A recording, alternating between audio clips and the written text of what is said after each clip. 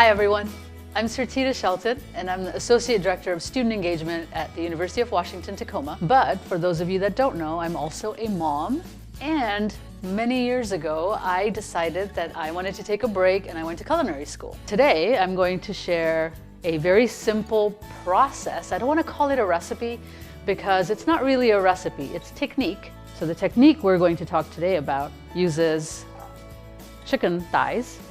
And here's why we're using the chicken thighs. One, they're so much cheaper than buying chicken breast. Also, when there's skin on, bone in, you get lots more flavor from the dish. The technique is browning the chicken thighs. And the key thing here is that you need a really hot pan. Get them out of the fridge about 20 minutes before you're gonna do anything with them so that they can start to warm up a little bit. And then also pat them dry. Like you want them to be nice and dry so that when they go in the fat, they don't create all of this sort of explosion that's going to happen as soon as water touches that really hot fat. But the other thing is, if there's water there and moisture, your skin, as it hits that pan, is going to create like a glue because it's starting to steam instead of searing off. So you want to make sure it's really patted dry. Like these look beautiful. Make sure that you're seasoning the chicken thighs. You want to get some salt on there, and this salt will allow to pull the moisture out of it, but also season it, right? You want to give some flavor to the chicken, and that's exactly what the salt is going to do. I like using kosher salt. Use whatever you've got. We're going to throw in fat, and it's immediately going to sizzle. You want to make sure you're swirling this, get that pan all nicely coated. Check out that smoke coming, so make sure that your hoods and vents are on, because you don't want to set off the fire alarm, which we may do. And then in goes the chicken. Hear that sizzle. That's what you want. You want it to make that noise. And go ahead and season the other side so you don't forget about it later. And at this point, you want to leave it alone, walk away, and let it do its thing. Let all the fat slowly render out. Let the skins crisp up, and this is going to take about anywhere from 7 to 12 minutes depending on how hot your stove is. Because let me tell you, crispy chicken skin tastes better than a potato chip. For those of you that don't like it, you can take the skin off before you eat the chicken, but you really want that skin there right now because it's going to protect the meat from drying out and also impart so much flavor from that fat that is right underneath that skin. Leave it alone, walk away. So once the thighs are in there and they're doing their thing, what you want to do is get your vegetables prepped. And you can use whatever you like. Today I have some baby potatoes because I like them. They cook fast. If all you have is one potato, cut it into like 5-6 pieces. Use that. It doesn't matter. There are no rules. I like mushrooms. Some people don't. So I'm going to cut some of those up into quarters. Carrots, because otherwise this meal is going to look really beige. And so I wanted some color in there. So I have carrots. Again, carrots are versatile, they're cheap, and we'll do up a nice block with that. But then the other thing we're going to talk about is this lemon. So we're going to cut this lemon, and we're going to add this with the chicken into the hot pan, and it's going to caramelize on the inside, which means that the sugars that are inside this citrus are going to cook and brown up, and it really changes the flavor of the lemon. Right now, most of us know what lemon tastes like, super sour, citric, but as soon as you cook it like that, there is something like magical that happens in that caramelization process that makes this taste sweeter and more complex and even more lemony if that's possible, but in a really nice way. So that's definitely going to go in with our chicken. Doesn't need to be anything super fancy, that's okay too. But you want sizes that are about the same so that they cook evenly, right? You don't want one piece that is so small that it cooks really fast and gets mushy. So mushrooms, let's talk about them for a second. Some people love the stems. I'm not a huge fan. So I like to pop them out, and it's really simple. Just your thumb, and out pops the stem. Potatoes you can leave whole again if you want, and I like these little ones. I think they cook up really nicely, but you could also cut them. So that's sort of our veg prep. And then I wanted to show you a couple of things. Like I said, there are no rules here. Put in whatever you've got. I have some snow peas hanging out at my house, some sugar snap peas, and I had some little leftover grape tomatoes. If you wanted, you could throw all that in. I wanted to talk about some flavor things. We're gonna make a really nice green herby sauce to go with that, and this sauce we'll talk about in a second as well because it's really good on lots of different things. It's not just for this. It's great with eggs, it's great with a sandwich. So you make it once and eat it for 5 days. So in here I have harissa. And harissa is a North African condiment that's made with different peppers, red bell peppers, chili peppers, garlic, and then some earthy spices like cumin, maybe some coriander. Just a little spoonful of harissa can really change the flavor of the food you're eating and would be great with like browned chicken thighs like we're doing. All right, so let's get to that pan. Yeah, see how it's releasing? This is really, look at that, that is beautiful. So I'm gonna go ahead and let me turn this one over and show you. Look at that skin. That is gorgeous. But I want it to go a little bit longer, so I'm gonna put it back down and not mess with it. Let it get a little bit browner. But did you see how easily that came up off the pan? That means it was ready to release. Look at that. It's not sticking. And this happens because we started with a really nice hot pan. And when you have a hot pan, this one's not quite ready, so we're gonna leave him alone. When you have a hot pan, it works out beautifully. Okay, so while these skins are getting nice and brown like we just saw, I'm gonna go ahead and put the lemons in, cut side down. Watch out, it's gonna spit a little bit, but that's okay. So now we're gonna put these in. Woo! Nestle that right in, let it brown. We can get this turned over. Oh my gosh, look at that beautiful color. That's what you want. All right, let's see if this big guy is ready. Oh, he is. Look at that. Beautiful. Now's the time that you want to get all these vegetables in the pan. Just get them in there, doesn't matter how. And now you want to make sure you get some salt on there for the vegetables. Our chicken already has some. That looks beautiful. And at this point, we're going to take this off this heat and it's going to go straight into the oven. Give it a little zhuzh. All right, let's get this into our oven.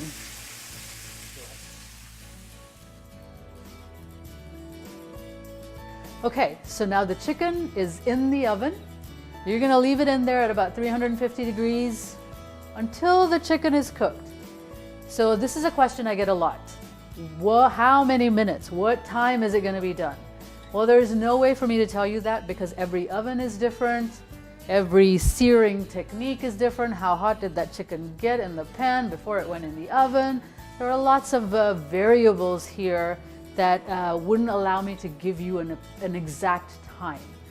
But here are some tips and tricks. One, you want to make sure that chicken is cooked all the way through. You'd never ever want to eat raw chicken. So look at it. Pull it out of the pan, pull it out of the oven. Look at it. Is it still red? Is it looking raw? Does it need a few more minutes? Smell it. Your food is going to tell you when it's ready. And then look at your vegetables, right? We want the potatoes to be cooked. We want the mushrooms and the carrot to have a little bit of color on them. We want that lemon to get a nice sizzle on it. So I say look at it. But at this point, you're probably about 10 minutes away from everything being done and ready to eat. So while that's happening in there, we're going to go ahead and make our sauce. Super easy. Everything goes right into a blender or a mini food processor, whatever you've got. And then you give it a whiz and the sauce is ready to go. So I want some of this parsley. The thing with parsley is that parsley stems are really, really fibrous and not the best for eating. So I try to just grab the top of the parsley, all the beautiful leaves.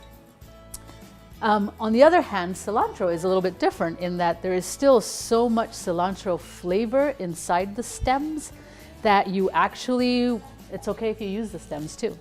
Don't waste them. So I'm just gonna snap them right there. I think that's about a cup, about a little bit more than a cup. And that's what you want for this sauce. And this is cilantro. We can use the stem. I'll toss it all in there. And at this point, you just want to give it a quick, rough sort of cut with your knife. Remember, fingers curled always if you're going to be cutting with a knife. That way, you're not cutting your finger. The side of the knife is going to hit the sides of your fingers and keep you safe. So always curl up. think the claw. So this is a good rough chop. So let's put that into our blender. Remember that chili pepper flake? We're gonna just a little bit, depending on kind of how spicy you want it. Okay, a little bit more. Let's live dangerously. And here's some oregano. The oregano goes in. I think that's pretty good. I want a nice pungent kick there. And then I'm gonna go ahead and put some water in before we blend this, but I wanted to show something to you. So the top of my blender has this little piece that can come out. And so I want that out because at some point when this is running, I'm gonna drizzle in the olive oil to get everything to emulsify, which means that it's all gonna come together in this nice sauce. And so I'll put that on there now. And our lemons are still cooking. We might still be able to put a little bit in there, but to get the sauce started, I'm gonna use just a little bit of the vinegar that I had. And I'm using apple cider vinegar. You can use whatever. Once the lemons are done, then I might squeeze in a little bit more for flavor. And then we're gonna get the water in there. Just enough to get it all to actually blend. That doesn't have to be a whole lot. Again, no recipe, right? Just whatever makes your mouth, you've got to taste. So if it feels good, it tastes good, go for it. But again, just you want about that even amount of parsley and cilantro, maybe a little bit more parsley than the cilantro. And then we're going to go find a place to plug this in and give it a whiz, and the sauce will be ready.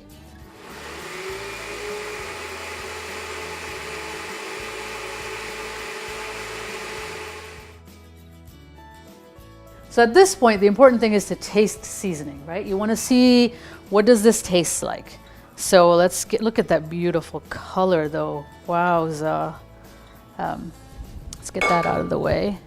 Isn't that a beautiful color? And on top of that nice chicken and those roasted vegetables, it's gonna look great. So at this point, we want to taste this and kind of see what we think.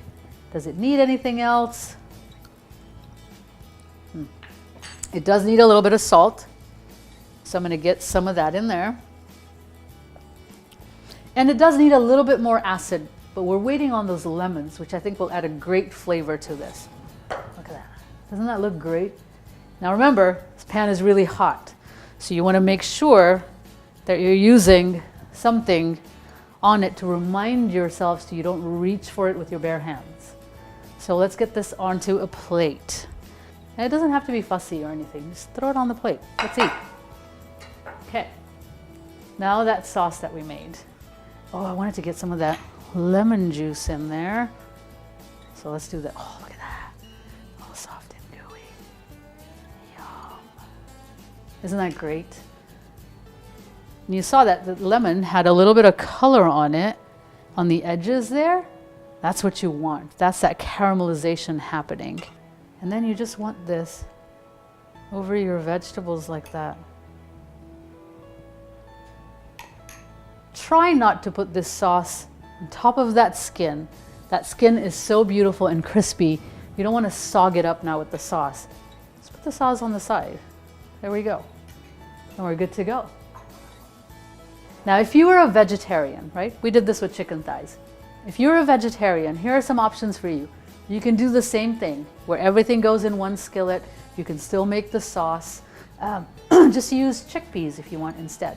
Get them out of the can, drain them really well, rinse them, get them onto some paper towels nice and dry, so that again, when you're putting them in that hot pan, you're not getting this sort of moisture jumping and spitting back at you. You could also use butternut squash. That's a great option. And now you can even buy cut up butternut squash at the grocery store, so you don't have to try and figure out how to cut a whole butternut squash. So those are all great substitutes for this dish. This sauce that we just made is great on lots of things. So make extra, keep it in the fridge. I love it with eggs in the morning. I love putting it on a sandwich. Mix it up with some tuna for a tuna salad, and it'll have this great herby, bright flavor. Put it on anything else essentially, and it'll taste great. So I like making extra, and then I use it like for a week, 10 days. It's still great in your fridge. Put it in an airtight container, so save those salsa jars that you have. Put the sauce in there, put the lid on, and keep it in your fridge. Let's eat.